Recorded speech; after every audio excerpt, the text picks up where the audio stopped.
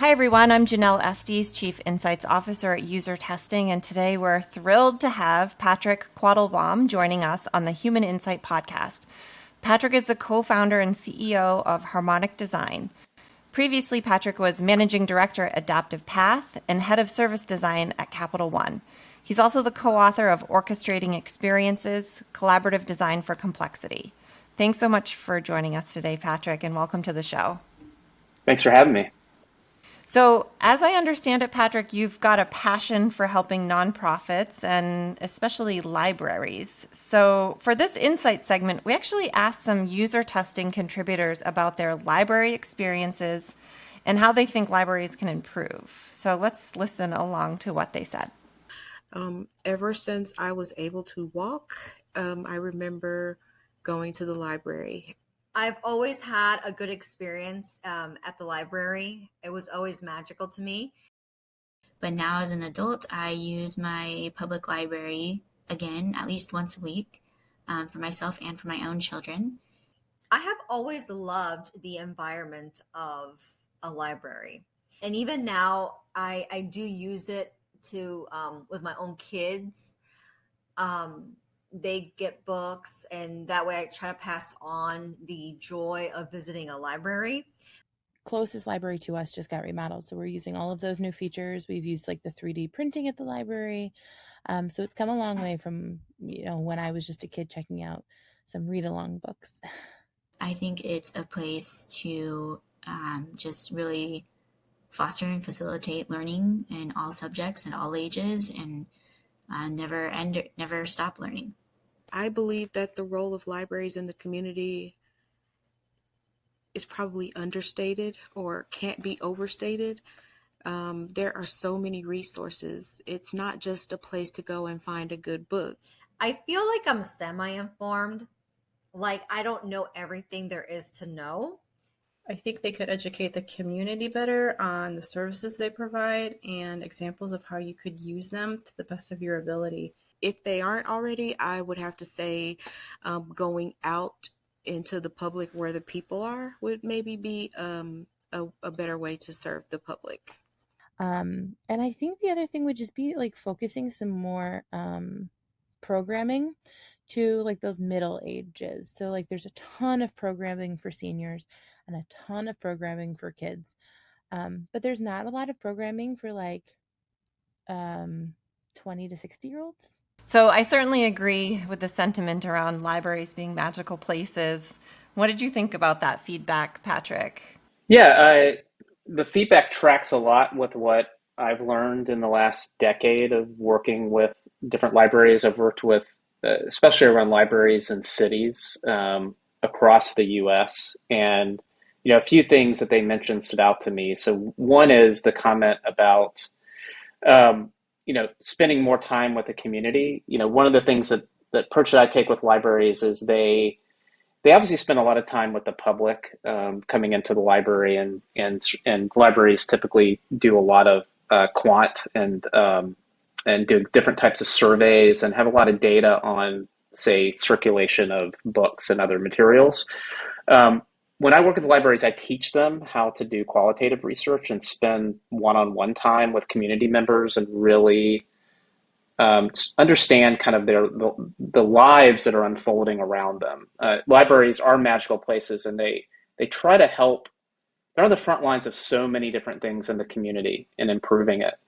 And so the more they can understand really the texture of the lived experiences around them, they're pretty equipped to then turn that into new programs and services to help. And they do so many things beyond the kind of the things that were part of the mission of libraries in the beginning. And the comment about 20 to 60, what happens in there? Well, the answer is you would be amazed how much libraries are doing for people from ages 20 to 60 around switching careers, dealing with homelessness, things that, libraries are hiring social workers, artists. There's so many things that they're doing. And I've really found that giving them new tools from research to be able to go out and tap into the stories or unfolding them around them in the community, that librarians turn that knowledge, those insights into even better results for the community. So I love working with librarians. Yeah, I think that's really interesting to hear that perspective. And I think it also brings me back to sort of, some of the sort of early shaping of our industry was library science, right? And sort of this idea of, well, information architecture, right? And that was sort of born out of this idea of cataloging and organizing, which all really started within library. So, Yeah, that's where I got my start. Was back in the late '90s as an information architect and going to early IA summits, yes. and a lot of the skills that I and kind of a lot of the concepts that I from those days I still use today, just in different ways. But yeah, that understanding information environments and how people navigate them is still so much a big part of the work. Yeah, absolutely. Oh gosh, I feel like we could go down into the history of our of our industry for quite some time. I want to back up though and really ask you a little bit more about yourself.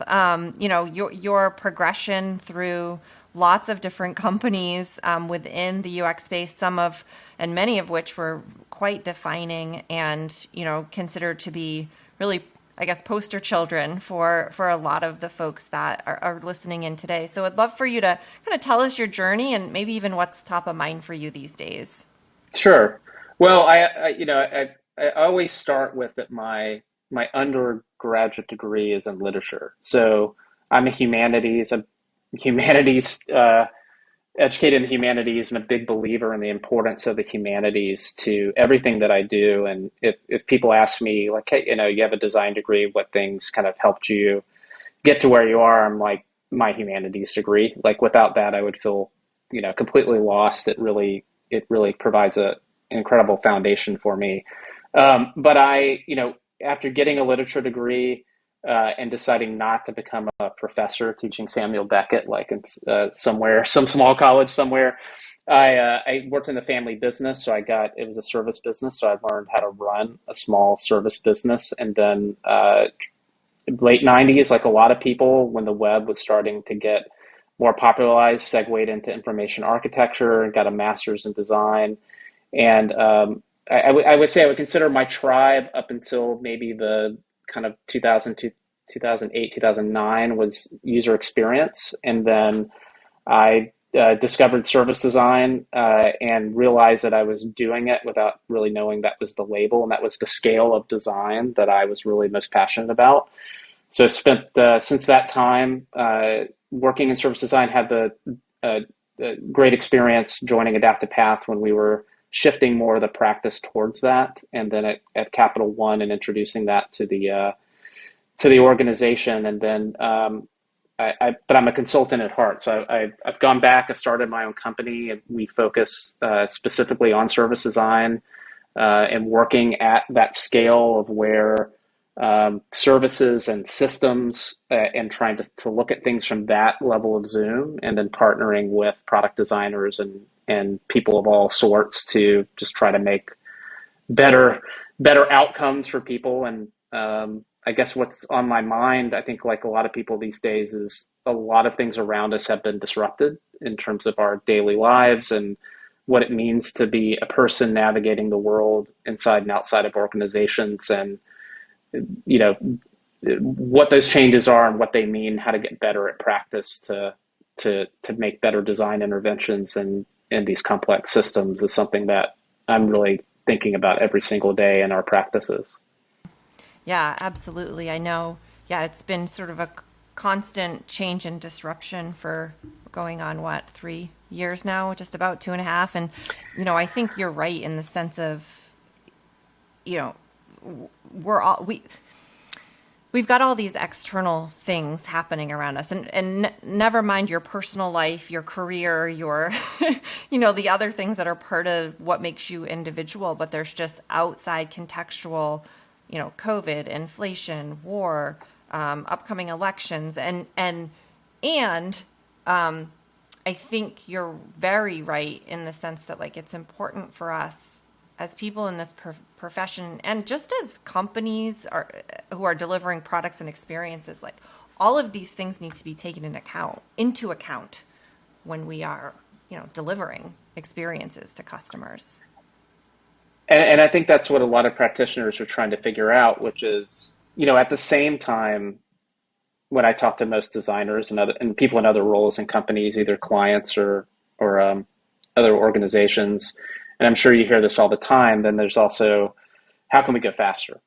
And so the tension between realizing that you can't do these slow top-down big changes. Like, a lot of change has to come from the bottom up and from the side, but also you have to be thoughtful of where you're making change, that it is impacting something that's too complex to design. And so how do you balance that, zooming out and understanding the systems, making interventions, zooming back out, making change, but also realizing that a lot of things will take time to make bigger change. And how do you do that well? And I don't pretend to have the answer to that. I don't think anyone does. I think what everyone is trying to do is get better at it. Like, how do you balance the big picture and the small changes that you can make day to day? Yeah, absolutely. And I think your point around it being sort of a grassroots or more team effort is spot on.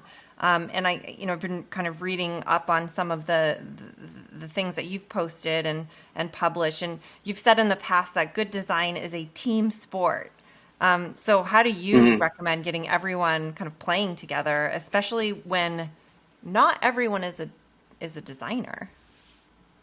Yeah, and I think that's in the design field. I mean, that's, I would say a big theme of the last at least 20 years has been, how much of it is facilitation versus making, right? And that the facilitation is maybe often considered more strategic, and that the making is considered less. And I kind of disagree with that. I still have trouble with the phrase design thinking because of that, because it's hard for me to decouple the thinking and the making. And that the reality is you need to be able to there are modes of working, and that at any moment you may need to, lean back or lean in, to reflect or to make something. And um and the reality is that a lot of the things that we're trying to make, as much as people talk about technology, I mean, that's just one ingredient to what we're all trying to do.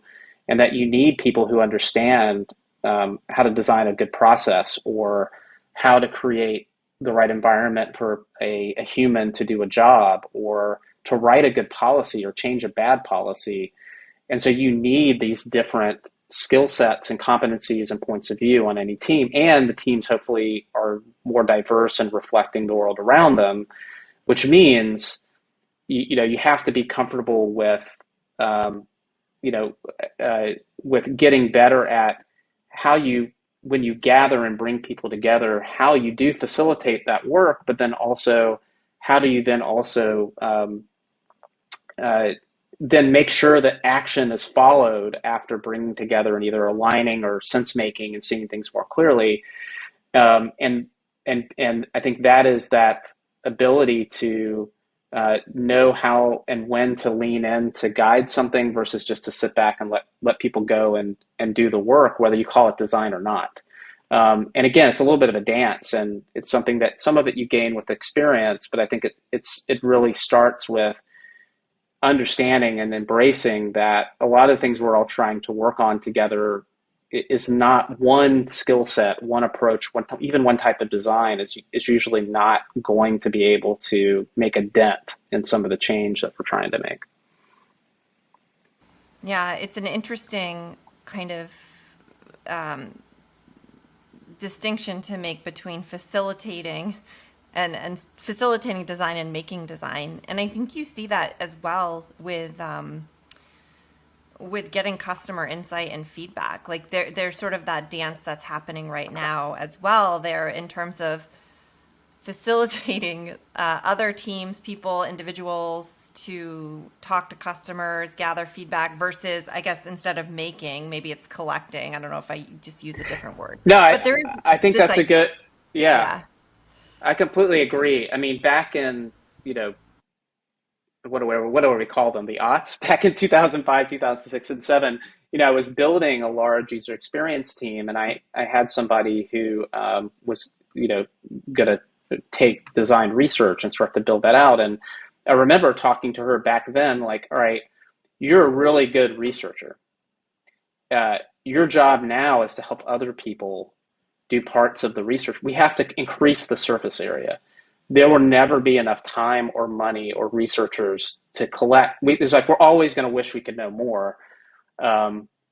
So how can we equip other people to do that? And part of our job is to reduce the degrees of separation between people who make decisions that impact someone's experience, and that person. And so I think, in working with different research teams is tricky because in some cases, it's the same thing. When am I guiding and helping other people gather their own data and form their own insights and inject into it practice, help them get better, versus when do I do it myself? And it's a case by case kind of reading the situation, and there's so much benefit by equipping others to be part of the research process and to create that surface area. Because there's just, and the more data, we're creating more and more data in organizations all the time. Like, if only a few people know how to collect it and make sense of it, then we're going to drown in it. You'll never make the impact that could really be there. So it's a lot of the same things in research. I think that designers, I think we face some of the same dynamics. Yeah, absolutely. And I think what I see, at least, is that half the battle is getting people okay with that mindset, right? And the other half is making it happen. I don't know if you've experienced that too. No, definitely. I mean, it's introducing the guardrails and the rigor and kind of coaching people to be able to do it, and then creating the time. I mean, that's obviously the other thing that we all deal with is, well, where's the time, right? Most companies that I work with are trying to become more collaborative. And I mentioned earlier, it'd be great to have this diverse team and people from this team and that team and that team. Well, try to assemble all those smart people, talented people in one place, the same place at the same time, with the energy and presence to work well together. It's hard. And I think the last 2.5 years, we have a lot of, I was talking about this earlier today with one of our practitioners, a lot of people are tired. And so it's the right thing to try to do.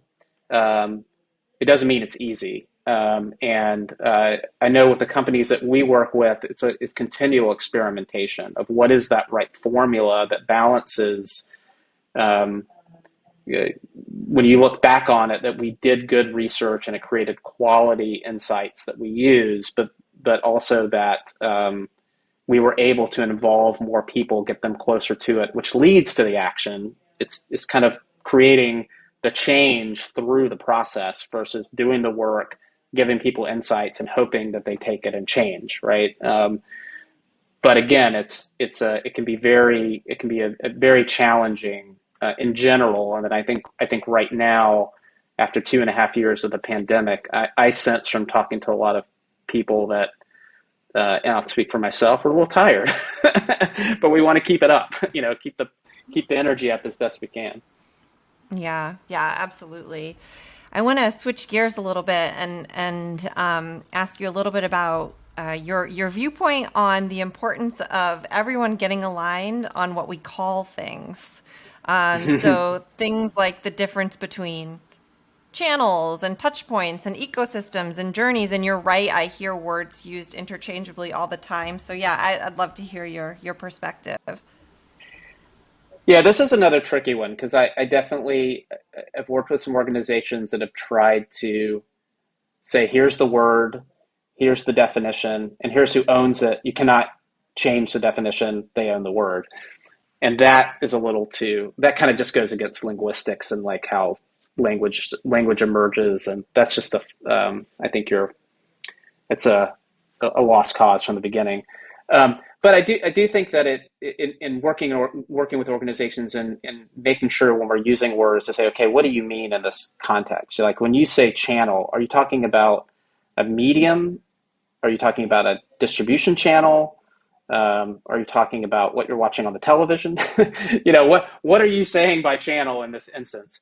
But I think the word that I've the most kind of hoping people to get alignment on lately has been moment, which when Chris and I wrote the book, if we'd written it like a year later, there probably would have been a chapter about moments versus being just part of a journey chapter because I think moments are the concept that I think is really powerful and that people kind of naturally gravitate towards moment. You'll hear signature moment, critical moment, key moment, moments that matter, moments of truth. There's so many different versions of it.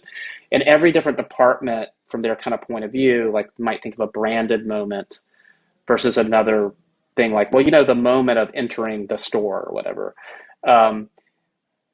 What I've been fascinated by is this concept of moment, how it could be going back to your information architecture thing from years ago as an architectural element that we can think about, like this moment occurs and this event occurs that we can actually observe and that we can maybe collect data on and that we can then do additional research to then really understand the dynamics around that moment, and that kind of taps into some systems thinking in terms of drilling into structure and mental models. And can we start to then see moments as a design target together? Like we can measure it, we can try to understand it, we can understand how moments are connected to one another. And if we start using a similar language and using the term the same way, it can kind of unlock that cross-functional collaboration that companies find it really hard to like get everybody focused on the same thing. So that in terms of language is the one lately that I think is ripe for more consistency. I think could help create some of the outcomes that people are looking for and trying to create these systemic designs and end-to-end experiences and things like that. Yeah, that makes a ton of sense. And you know what I love about that word is that it is so much more about the customer than it is about maybe how you think about Yes. yourselves internally, right? It's like, oh, we have the social channel and we have the the lead generation, or maybe we have a journey for our customers, but it's actually not the customer journey, it's the way we think about ourselves journey, where moments is like that just feels like it kind of tips things upside down Yeah. a little bit. Yeah. What we've been playing with is to use an analogy, if like you're doing database design and you make a key and that kind of ties different tables together, our concept is a moment can do that, right? But it's a customer construct, a human construct, because it could be an employee moment as well. Or you can think of a moment where a customer and an employee come together to create an experience, and they both should get value right from it. And essentially, a moment an experience in which you create that value exchange. So I think there's a lot of promise to it, but we have talked about that, and as we've been experimenting with it, it's a human key versus the ways that we typically talk about in business that are very abstract or very inside out. Like, could we actually embed a human key, human keys, human moments across decision making within companies? Yeah, I love that. So speaking of moments, which are to me the way that I'm thinking about it and the way that you're explaining it, are just sort of these points in time, I guess you could say. But one of the Mm-hmm. strategies I've also heard you talk about and have read a little bit about is this concept of zooming out. Mm-hmm. So can you talk a little bit more about maybe the role of that zooming out plays in sort of orchestrating all these moments, perhaps? Yeah, so I mean, the basic idea of Zoom is, and there's different. This is not a unique concept of like zooming out or 10x but the basic idea is when you're designing something.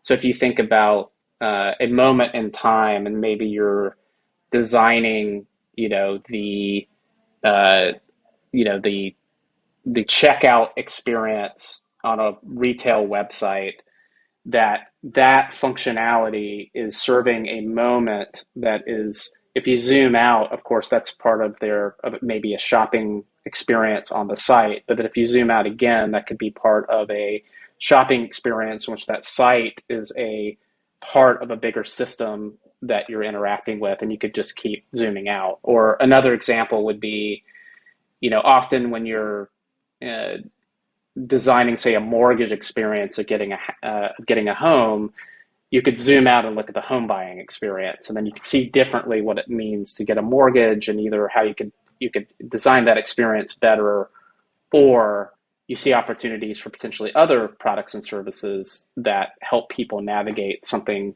more consequential, in their life. And so the basic rule of thumb, though, is whatever you're designing, try to zoom out at least one thing. And then that would be true for research. So, there's a lot of usability research, and, like, can someone use the feature or functionality of something, but then we'll zoom out a little bit more and understand the context of, and then you start to see maybe that it's not the functionality, it's the mental model of something larger that's affecting how they're then trying to do some task. And you just put it in context, and you can see more clearly how you might be able to improve the design as a result.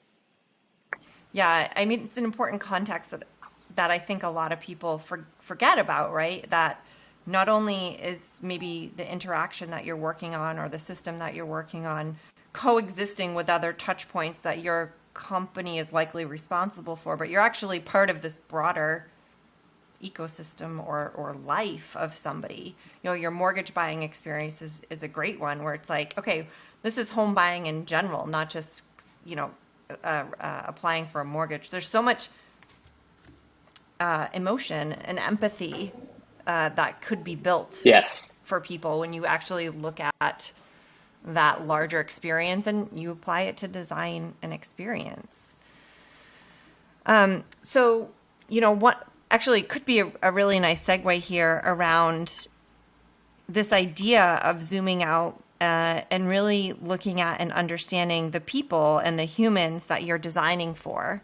Mm-hmm. And one of the things that I hear is that sharing insights is let's say, one of the things that's challenging is bringing companies and teams along with, like, building this, like, shared understanding of who their customers are. Maybe if we use that mortgage application experience, like, how do we actually humanize that person that's going through this journey of purchasing a home or mortgaging a home? And then also thinking about, like, the role that storytelling has in all of this, storytelling of who your customers are. And so we actually asked product leaders, designers, and marketers about some of the challenges that they have related to this idea of building this shared understanding of who your customer is. So I'd love to watch this with you, and then we can hash it out. Please rate my level of agreement with the following statement. I'm satisfied with how customer insights I learn are shared and understood throughout the organization. I mean, this is like the eternal problem, like with any kind of UX research sharing, right? Like, it goes in a deck somewhere, or it goes in some research repository and then it gets ignored, or it's in some centralized hub other people don't know about. The challenge is getting them to care, which is a very human thing. I try to make it interesting. I try to make it concise, and I try to make it relatable. So it's about having those insights and just making them interesting so people actually care about what you're saying. Do you think storytelling can help share data and other customer insights so that others in your organization understand those insights? Definitely, I believe storytelling is the only way right now. Because at the minute it's just a lot of numbers and it's not that interesting to look at. So something that would help me put that into sort of a story almost as to what our customers are going through with our company would be good. Yeah, using storytelling can make insights come to life in a way that just like giving some top level bullet points about like customers find X difficult and X easy. If you can actually tell a story about a customer experiencing that, or like provide a compelling narrative that like is more easily shareable or easier to process and remember, then it could be a lot more engaging. So yes. I think by creating a persona, right, like making it someone that they feel like they can relate to, connects to the organization, kind of brings out that emotional side of research, right? And so it allows people to connect a little more deeply because they can kind of see this, like the side of the customer, put themselves in those shoes and see like a real example of kind of how that's playing out, and that tends to help, actually. Yeah, I think storytelling is a great way. I think it gives, everyone likes a bit of a story. If you're out with your friends and stuff and they're telling you a story, people listen, and that's what you want, people to pay attention as well. I love how the compilation went from like you could literally see the pain or hear it, the sigh that gentleman made after his comment, but then also kind of the shift to sort of like, oh well, when it works really well, these are the things we see, right? And a lot of that to me sounded like that storytelling and the ability to sort of like latch on to something tangible versus just looking at a bunch of data, I guess. But yeah, curious what you think. Well, they gave a lot of good advice. I would say storytelling and helping people, like I said, understand the texture more of the human experience versus the data. The analogy I sometimes use for this is there's the from philosophy, the old like the story about the cave and how things from Plato and people are sitting in there. They think they're seeing humanity, but it's really the shadow of the fire against people, and they're just seeing the shadow on the wall. It's not reality; it's a shadow of it. I think that what data often is it's a shadow. It's not actually reality. And so when we have all this quantitative data, which is very valuable, it doesn't really help you see what is really happening and also connect with it as a person. And so, to be human is to, going back to my literature comment earlier, I mean, we're storytellers and we're story listeners, and story is just what makes people, I think. And so this pairing of if you only come with the story, and then you can't give people a sense of, well, how much is the story playing out around us, or how important is this story, or what's the impact of the story, then that might not get you all the way there. But then if you only have the hard, cold facts, then you might not be able to get people to really lean in and want to do something about it or really understand it. And so this combination of telling a good story, but backing it up and connecting it to things that are more either quantitative or more measurable, I think that combo is so powerful. But when you remove one of those two ingredients, I think that you're ultimately partly flying blind. And so the storytelling advice, I think, is spot on. Yeah, it is. I couldn't agree with you more in terms of building that holistic story around not just what's happening, but why, and more of like the word texture is really interesting, right? Like you get to sort of feel it and sense it and get an understanding of what's going on beyond just what you're seeing, but in the numbers. But you're right in that the numbers are so important, either to help you investigate and find a story, right? Or to, exactly. Let's say, like, I don't like the word validate, but I can't think of a better word right now. But it's sometimes you need the story to then go investigate the impact, right? Or the get the numbers behind it. Yeah, the combo. And the last thing I'll say is, one of the, I think it was the gentleman who sighed, talking about just like the report and the report just sitting there. I think the other advice I give designers or researchers is to think of everything that you make as a tool. So, you don't create a tool to just sit in the toolbox, right? But you have to craft it for use and teach. And when you present it, say, this is something you're going to be using and here's how to use it. So like, I think, mapping, kind of like journey mapping, things like that, ecosystem mapping, those approaches sometimes people say, oh, it's not worth the time. Some people say, no, without this, we can't see. I think in the end, that the ones that have been created that are actually used as a tool and can be used as a tool are much more successful than just a data visualization that get presented and then on some file drive, right? That somebody remembered later, like, oh, didn't we one time do something? So to think of everything as I'm trying to put a tool in someone's hand to do a better job, and to think about how you craft anything that you make from that vantage point versus a communication piece. I think that is a very important distinction to think about. Yeah, absolutely. It's the way I like to think about it is that we tend to be really good at understanding our external users and customers because that's what our role is, right? That's the sort of premise of what we do. But it's so important to also understand your internal users and stakeholders, like almost, I don't want to say researching them, but at least understanding what they need and then crafting your deliverable. It's kind of meta, actually. No, it's really important. Yeah. Mm-hmm. All right, awesome. So we're going to jump into the lightning questions. So these are a series of questions that we ask everyone on the show. So what's a book that you've recently read that you'd recommend to our listeners? Well, there's one I keep picking up in every week, which is Brave New Work, which is, about, how do you design and operate, the organization design an operating system for it. And there's just so many valuable nuggets in there because in service design, there's so much of what we're doing is really designing for the organization, how the organization works, and trying to help organizations become more service oriented, and just then thinking about designing my own company. There's just so many good nuggets in there. If you're looking for a book about how you create a more purpose-driven organization and all the decisions you need to make around that, and how you make an organization that is more that really more empowers employees around a common cause. Like I love that book and the work that the author and their team